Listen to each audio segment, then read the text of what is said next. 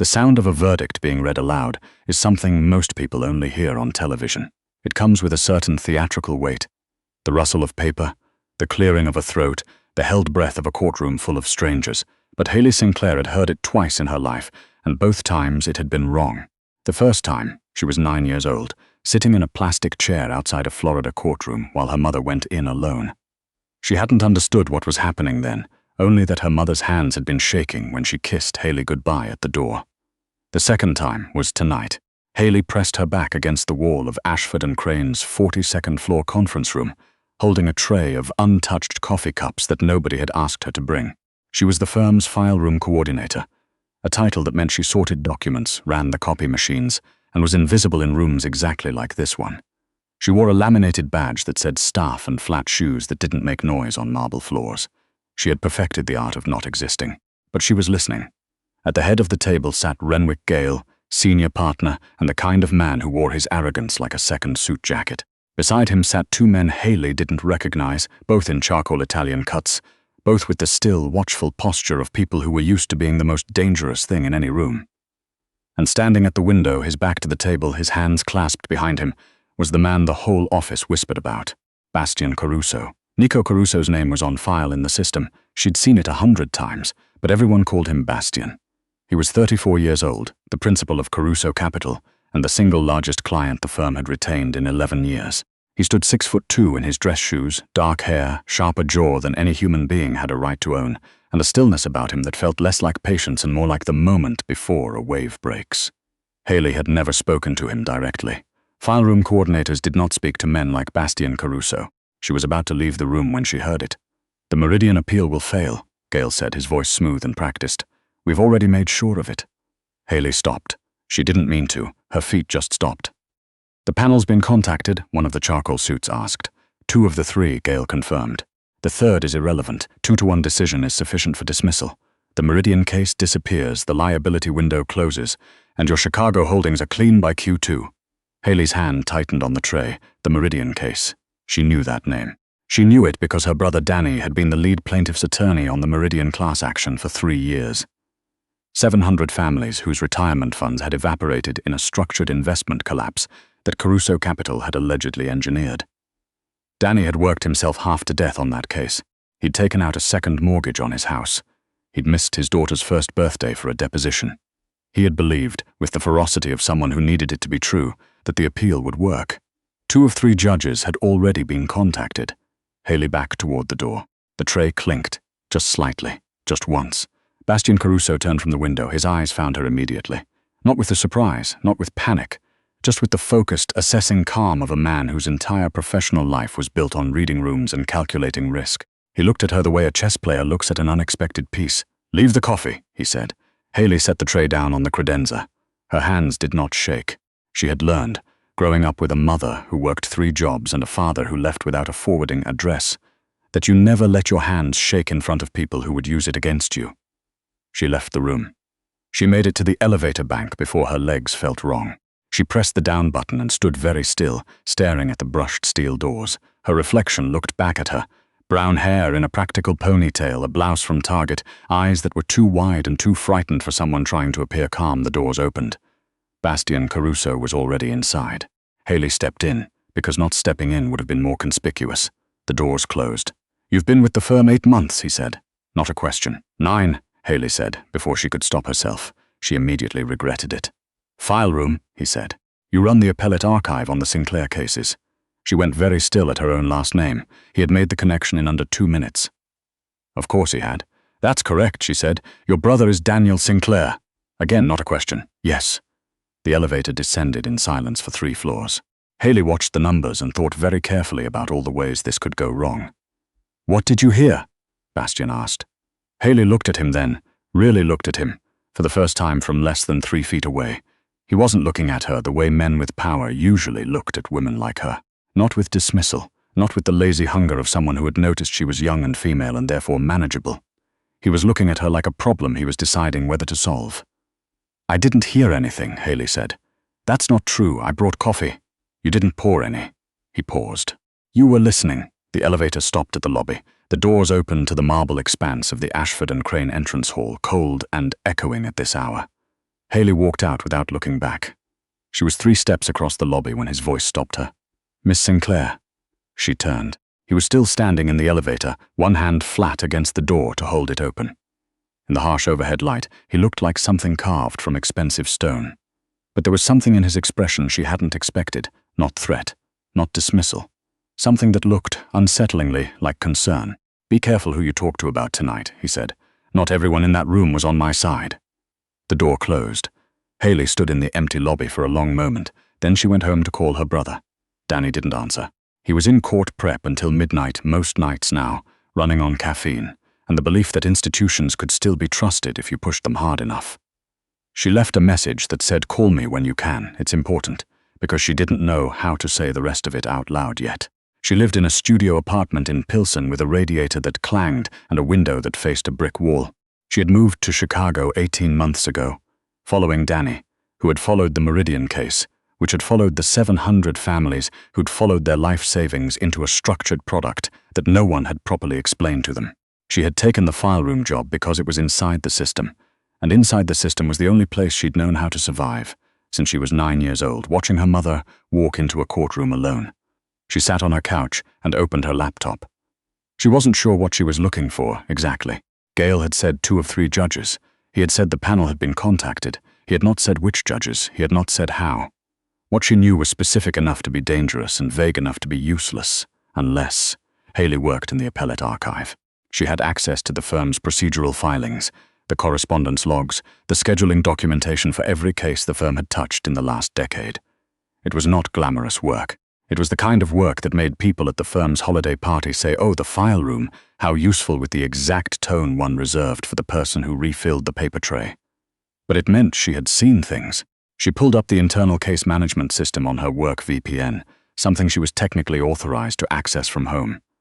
She searched Meridian. She searched the appellate panel. She'd cross-referenced the contact logs for Gale's office in the last 90 days. At 12 minutes past midnight, she found it. Not a smoking gun. Not a document that said, "We bribed these 2 judges. Please file accordingly." It was subtler than that.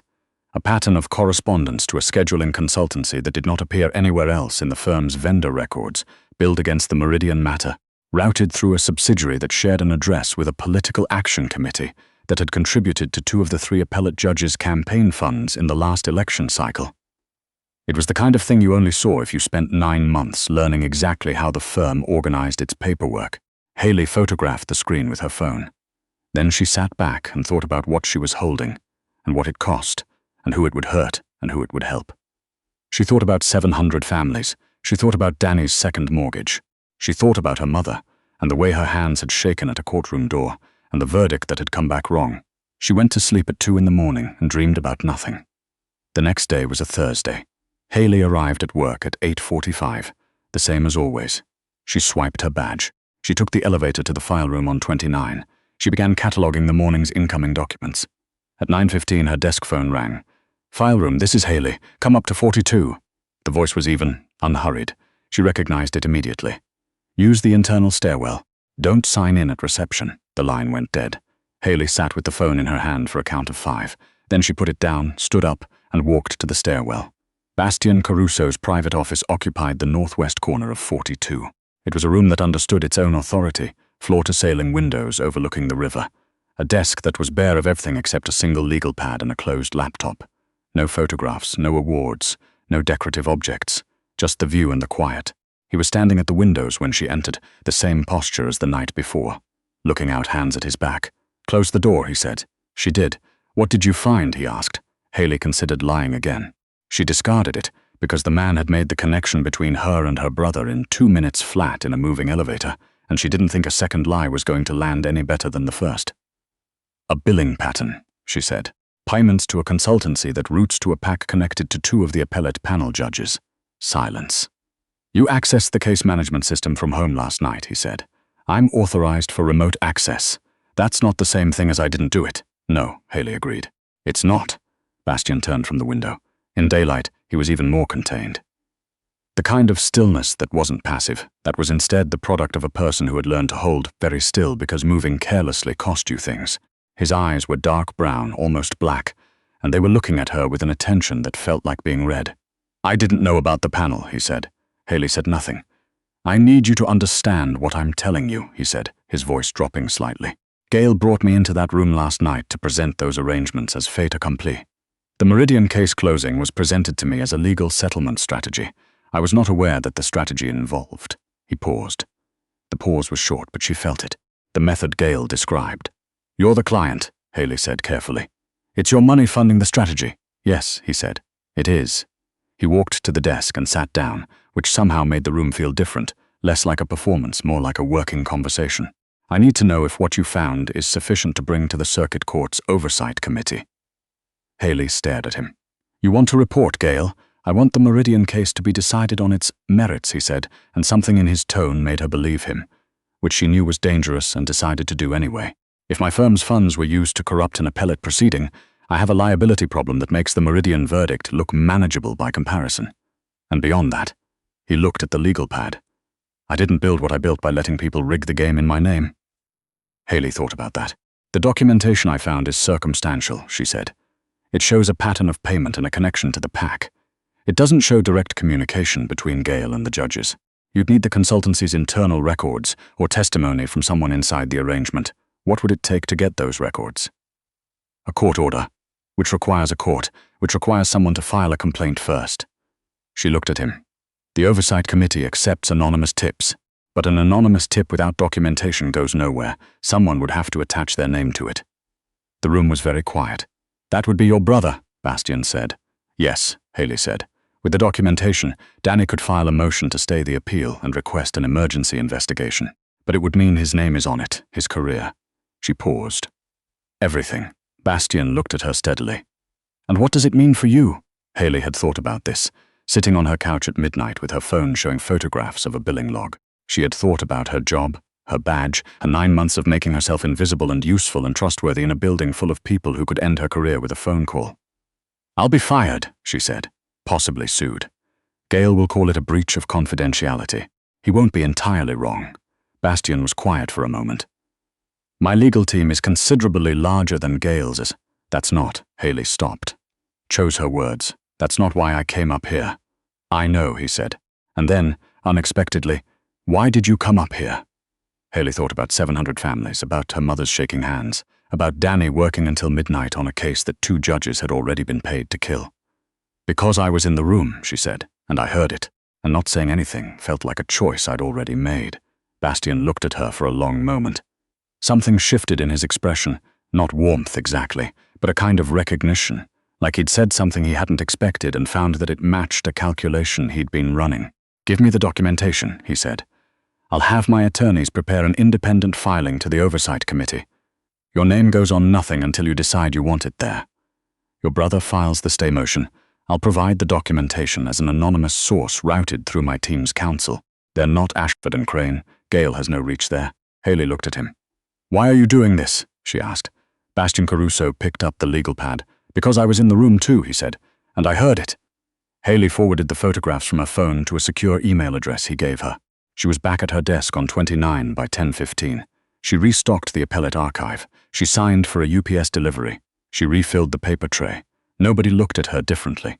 But she felt for the first time in 9 months like she was not invisible. The motion to stay was filed at 4:15 on a Friday afternoon, which was, as Danny told her later, a deliberate choice. Filed too late in the week for Gail to mobilize a response before Monday, with enough documentation attached that the duty judge authorized a temporary hold on the appellate proceedings by 5 o'clock. Haley found out at 5:12 when Danny called her crying. She had never, in 31 years of knowing her brother, heard him cry. Not at their father's departure, not at their mother's death, not during the 3 years of Meridian. He cried now, briefly, in a way that sounded like something breaking loose that had been held too tightly for too long. "Who was the source?" he asked when he'd recovered. "I can't tell you yet," she said, "but they're real. The documents are real." "Haley," his voice dropped, "did you do something dangerous?" She looked at her flat shoes. "I did something right," she said. "That's not always the same thing, but I think it will be this time." She was terminated on Monday morning. Gail's assistant called at 9 a.m. and asked her to collect her personal items and surrender her badge by noon. No further explanation was offered. Haley had been expecting it since Thursday. She had packed her personal items, a cardigan, a mug, a photograph of Danny's daughter, into a tote bag on Friday afternoon before she'd even left the building. She handed her badge to the security desk at 11:50. She was crossing the lobby toward the revolving door when she heard footsteps behind her. She recognized the cadence before she turned around. Bastian Caruso walked out of the elevator. Alone, no security, no assistant. He was in a charcoal jacket and a white shirt with no tie, which was unusual enough that 3 people near the security desk looked up. "My car is outside," he said. "I'm not going with you," Haley said. "I know," he said. "I just wanted you to not leave this building thinking that what you did ended here." Haley looked at him. "The Oversight Committee accepted the filing this morning," he said. "They've appointed a special investigator. The Meridian appeal is stayed indefinitely. Gale has been suspended pending investigation." He paused. "It's going to take time, but the case is going to be heard on its merits." Haley breathed. She hadn't realized until that moment that she'd been holding something in her chest since Thursday night. It was not joy. Exactly, joy would have been too simple for what this was. It was more like the specific feeling of a door that had been stuck for a very long time, finally moving on its hinges. Not open yet, just moving. "I have no job," she said. "I know. I'll likely be unemployable at most major firms for the foreseeable future. Gale has friends. Gale is currently being investigated for judicial corruption," Bastian said. "His friendships are depreciating rapidly. Something about the dryness of it made her mouth twitch. She pressed it flat. "I'm serious. So am I." He reached into his jacket and produced a card, not a business card with a title and a logo, just a card with a number written in ink. "Call that number when you've had a week to think, not about working for me, about what you want to do next." He held it out. "You noticed something that 27 attorneys at this firm missed, or chose not to see. That's not a coincidence. It's a skill." Haley looked at the card. She took it. She went home. She had a week. She used it. She called Danny, who was carefully beginning to believe that the Meridian families might actually see a real hearing. She called the attorney Bastian's team had referenced, not to work with him, just to understand what her legal exposure looked like going forward, which turned out to be less catastrophic than Gale had implied, particularly given the nature of what she had reported. She walked along the river for 2 hours one afternoon, in flat shoes that didn't make noise, thinking about all the versions of the future that were still possible from here. On the 7th day, she called the number. The voice that answered wasn't Bastian. It was a woman named Adrian who turned out to be his chief of staff, who explained, efficiently and without condescension, that Bastian Caruso had proposed creating a role, internal compliance and document intelligence, for which Haley was, if she was interested, the specific intended candidate. The role involved reviewing the documentation processes of Caruso Capital's legal and financial partnerships with particular attention to procedural irregularities. "He wants someone who reads the paperwork," Haley said. "He wants someone who reads the paperwork and knows what it means," Adrian said. He said, and I'm quoting, "that those aren't the same skill." Haley accepted the meeting. She did not accept the job that day, because she wasn't going to accept anything in a single meeting with a man she'd known for 8 days, regardless of what he'd done in those 8 days. She needed to understand the organization, the scope, the actual expectation, and whether this was a genuine role or a convenient way to manage someone who knew too much. It took 3 weeks of conversations, 1 site visit, 2 reference checks she ran independently, and a very blunt conversation with Danny, who said, "I trust the documentation, and the documentation came from him, so I trust that. But you make this call, not me, Haley, it's your life," before she said yes. She started on a Tuesday. The first month was quiet. She understood why people underestimated her in rooms. She had spent 9 years honing the skill, the flat shoes, the staff badge, the posture of someone who wasn't listening. It turned out to be extraordinarily useful in a completely different context. She sat in on partnership meetings. She reviewed vendor contracts. She read the paper trail the way she taught herself to read it, not for what it said, but for what it omitted and what that omission meant. She found 3 additional irregularities in the first 6 weeks. 2 were administrative errors. 1 was not.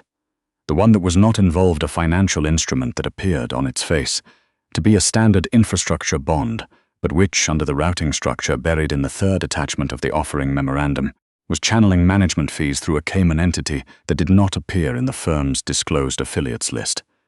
She brought it to Bastian on a Wednesday afternoon, setting a printed summary on his bare desk. He read it without speaking. When he was done, he looked up. "How long has this been running?" he asked. "Since before your tenure," she said. "Based on the document dates. Who else has seen this?" "No one. I found it in the archive review." Bastian set the paper down. He was quiet for a moment. Not the quiet of someone who was calculating how to suppress it, she noticed. The quiet of someone who was measuring what it was going to cost. "I'll need you to prepare a full briefing for the regulatory team," he said. "This goes to the SEC disclosure office voluntarily, or it goes to them involuntarily." "I want it voluntary, that's going to be expensive," Haley said. "Yes," he said. "It's also the right thing to do." He looked at her. "You know, most people would have weighed whether to tell me." "I thought about it," Haley admitted. "What made you decide to?" "You could have buried the Gale situation," she said. "The documentation I found was circumstantial. You could have decided it was manageable risk and let Meridian die. Instead, you filed against your own firm's senior partner." She paused. "That's the kind of decision I can work with." Something happened in his expression, not the shift of someone hearing flattery, but the recognition of someone being seen accurately, which was, she had learned, a different and more unsettling experience for most people. "Haley," he said, and then he stopped, like he had started a sentence without being certain where it was going. "Bastian," she said, and something in the way she said it, just his name even, matter of fact, made the corner of his mouth move. "The SEC briefing," he said. "I'll have it ready by Friday," she said. She did. 6 months passed. The Meridian appeal was reheard. It took 11 weeks. On a Tuesday in March, the circuit court ruled in favor of the plaintiffs, 683 of the original 700 families, covering pension losses, damages, and legal costs. Danny called her at 8 in the morning, and this time he didn't cry. He just said it worked, Haley. It worked in the voice of a man who had stopped believing something was possible, and then discovered he had been wrong. Gale had been disbarred by then. The special investigator's report had taken 4 months, but when it was released, it was thorough. 2 judges had resigned. 3 additional firms were under review. The story had run on the front page of the Tribune twice. Haley's name was not in the Tribune. She had not spoken to a reporter. She had given no interviews.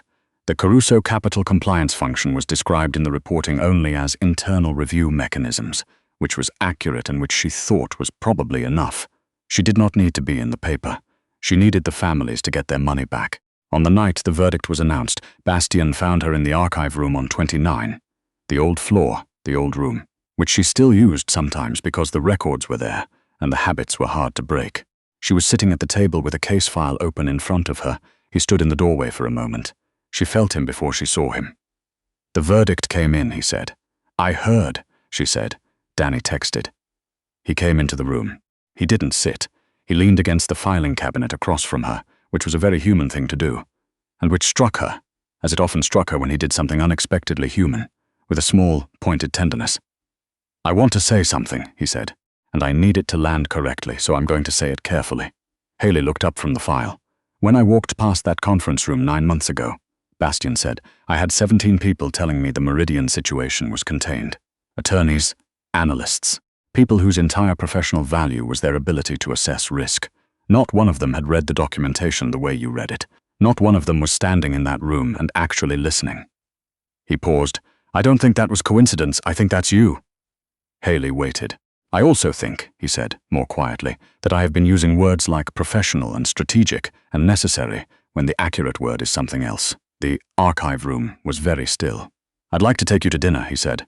"Not as a professional courtesy, not as an expression of institutional gratitude, because I want to sit across a table from you somewhere that has candles and a wine list and talk about something other than regulatory exposure."